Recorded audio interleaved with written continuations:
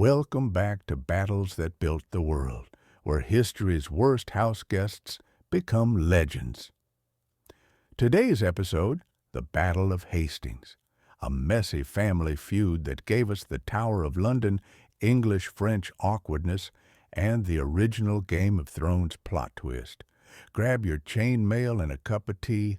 This is 1066, and everyone's about to get a participation trophy. Let's set the scene. England in 1066 is the hot potato of Europe. King Edward the Confessor dies childless, leaving 3 guys fighting over his crown like it's the last slice of pizza. First up, Harald Godwinson, the English earl who's like, I was basically king already. Then there's William the Bastard, a French duke with a chip on his shoulder and a cooler nickname, the Conqueror. And don't forget Harald Hardrada, a Viking who's here to remind everyone that pillaging is still a career path. Harald snags the crown, but William claims Edward totally promised it to him. Think of it like your uncle saying you can have his car, then he wills it to your cousin. Drama ensues, but just as Harald thinks he's secured his throne, Harald Hardrada crashes the party with 10,000 Vikings invading northern England. Harald marches his army 185 miles in 4 days, medieval CrossFit, and annihilates them at Stamford Bridge. Legend says a lone Viking held the bridge solo, axing English soldiers until someone stabbed him from below.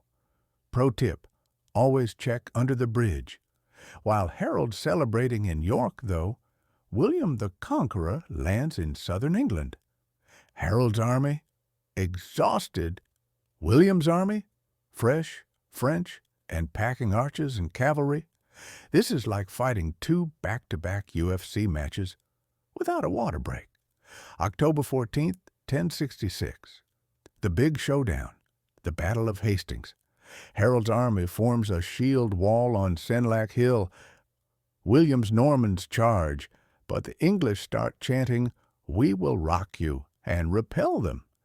Then William pulls a genius move. He fakes a retreat.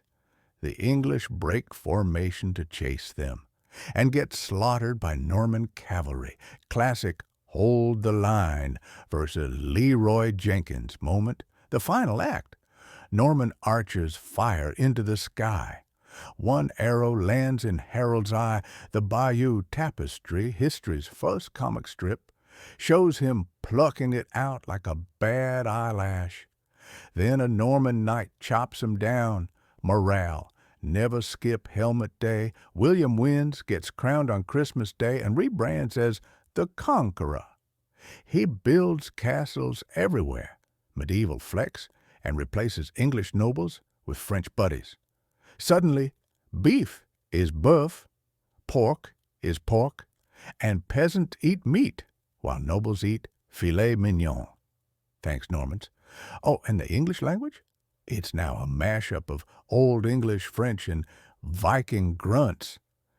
Ever wonder why sheep is English but mutton is French? Blame Hastings. But Hastings didn't just change England, it changed the world. William's takeover created a centralized monarchy. No more "I'm also king" arguments. The Domesday Book, a tax registry so thorough it's called Doomsday, and a French obsession that lasts until, well, Brexit. And let's not forget the Bayeux Tapestry, 230 feet of embroidered propaganda that's basically William's Instagram feed. Just conquered a kingdom. Blessed. If you enjoyed this tale of French audacity, Viking chaos, and arrows to the face, smash that like button and subscribe. Let me know in the comments.